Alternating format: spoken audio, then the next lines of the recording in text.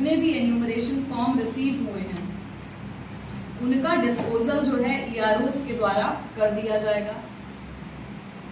और 27 सितंबर तक हम लोग अपने इलेक्टोरल रोल की जो बन के आ रहा है सभी फॉर्म्स के निष्पादन के पश्चात उसके हेल्थ पैरामीटर्स को चेक करेंगे। ये चेक करेंगे कि हमारे जितने भी एमिनेंट पर्सन्स हैं किसी भी विधानसभा में किसी भी बूथ में वो सब उसमें ऐड हुए हैं कि नहीं, गलती से कोई मृत व्यक्ति तो ऐड नहीं हो गया है या गलती से कोई परमानेंटली शिफ्टेड व्यक्ति तो ऐड नहीं हो गया है या किसी प्रकार का किसी के नाम में त्रुटि है या कोई भी समस्या जो हेल्थ पैरामीटर्स को रोल को दिखाती है उसका पूरा चेकिंग 27 सितंबर तक किया जाएगा और 30 सितंबर को फाइनल पब्लिकेशन इलेक्टोरल रोल का होगा।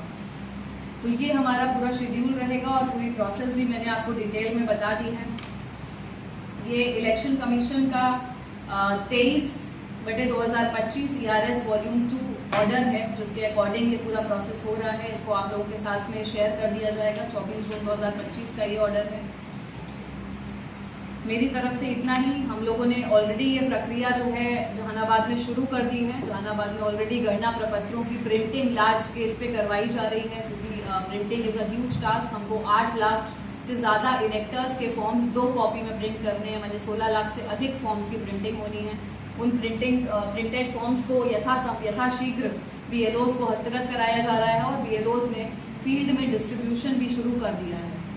अब मेरी आप लोगों से यही अपील रहेगी कि इस संदेश को, इस प्रोसेस को पूरे पारदर्शिता के साथ में, पूरे डिटेल्स के साथ में जन जन तक पहुंचाएं ताकि किसी भी प्रकार का कोई मिस इन्फॉर्मेशन कैंपेन ना हो, लोग पैनिक ना हो। सफिशिएंट समय है, हमारी पूरी मशीनरी इस काम में लगी हुई है। कोई भी योग्य मतदाता ना छूटे, इसी के लिए ये पूरा इंटेंसिव रिवीजन करवाया जा रहा है।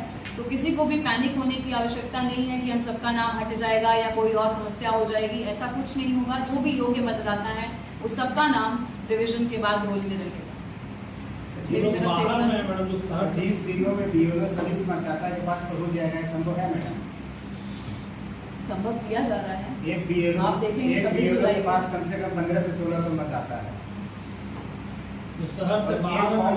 आपको शायद जानकारी नहीं हो, चीफ सेक्रेटरी सर की तरफ से और इलेक्शन कमीशन की तरफ से भी ये ऑर्डर निकल चुका है कि जितने भी BLOs हैं वो फुल टाइम इस कार्य में रहेंगे। उनको शैक्षणिक कार्यों से इस पीरियड के दौरान एग्जेम्पशन दिया गया है क्योंकि ये टाइम बाउंड एक्सरसाइज है। यदि इलेक्शन कमीशन का ऑर्डर है कि इसको 26 जुलाई तक करना है तो हम सबके लिए वो एक गीता के समान है, हमको उसको 26 जुलाई तक करना ही है। और जो लोग बाहर रहते हैं उनके लिए क्या प्रॉब्लम? दूसरे प्रदेश में रह रहे हैं, उनके लिए जो लोग टेम्परेरीली बाहर हैं, जो ऑर्डिनरी रेजिडेंट हैं लेकिन टेम्परेरीली वो अपने घर में नहीं हैं, बाहर गए हुए हैं या किसी कारणवश वो यहाँ पर अपना फिजिकल फॉर्म भर के नहीं जमा कर सकते, उनके लिए ऑनलाइन व्यवस्था की गई है। वो पोर्टल का नाम बता दीजिए मैडम। ECI नेट के माध्यम से वो अपना voters.eci.gov.in के माध्यम से वो अपना फॉर्म ऑनलाइन डाउनलोड करके ऑनलाइन उसको भर के अपलोड कर सकते हैं और उनके फॉर्म्स को AEROs और EROs उसी प्रकार से निष्पादित करेंगे जिस प्रकार से फिजिकल फॉर्म्स।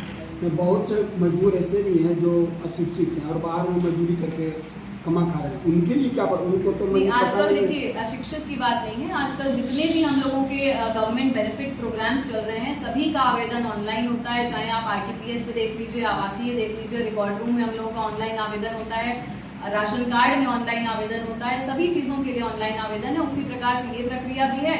जिनको भी अपना नाम मतदाता सूची में जुड़वाना है वो मेरे ख्याल से इतने योग्य हैं और इतने जागरूक हैं कि वो स्वयं अपना ऑनलाइन आवेदन करेंगे। बहुत सारे ऐसे भी हैं जिनका डेट ऑफ बर्थ 2004 में क्योंकि शादी हो चुकी है, खास करके लड़कियों को, तो वो किनका डॉक्यूमेंट है? माता पिता की या सास ससुर का? नहीं, वो तो अपने उनको प्रूव करना है कि वो जेन्युइन इलेक्टर होने चाहिए। देखिए अल्टीमेटली जो मैनुअल ऑन इलेक्टोरल रोल है वो ये कहता है कि ERO has to satisfy himself that he और she is a genuine elector. यदि वो ये प्रूव कर पा रहे हैं कि उनके माता पिता भी यहाँ पर 87 के पहले का उनका कोई डॉक्यूमेंट है, माता पिता का डॉक्यूमेंट यदि मिल रहा है, उनका कोई ज़मीन का कागज है, खतियान है पहले का, पूर्व का, तो इन दैट केस आपको उनको माना जाएगा। और जहाँ तक सिटीजनशिप का बात है तो सिटीजनशिप एक्ट के अंतर्गत जो गाइडलाइंस है नेचुरलाइजेशन से किस प्रकार सिटीजन बनेंगे या जो बाय बर्थ सिटीजन नहीं है उनके लिए क्या गाइडलाइंस है, वो वही गाइडलाइंस यहाँ पर भी लागू होंगी। पॉलिटिकल पार्टी द्वारा इसका विरोध किया जा रहा है, इसका क्या करना है?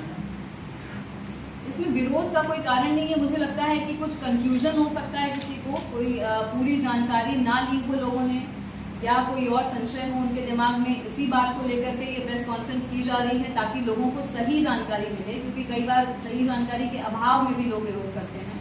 तो आप लोगों से यही अपील होगी कि सही जानकारी को और पार्टी उद्देश्य के को- बड़े लीडर आए हुए थे दीपांकर जी, उन्होंने प्रेस कॉन्फ्रेंस में कहा कि इतना कम समय में अगर सरकार को करना था, चुनाव आयोग को करना था, तो लोकसभा चुनाव के बाद क्यों नहीं किया? ये 25 दिन और 1 महीने के अंदर में करने से। ये इलेक्शन कमीशन का डिसीजन है, इस पे मैं कमेंट करने के लिए सक्षम प्राधिकार नहीं है। नेताओं का तो यहाँ तक कहना है कि गरीबों को वोट देने से ये वंचित सब किया चीज़ पे जा रहा है। मैं कमेंट नहीं कर सकती हूँ, क्योंकि मैं I am just following the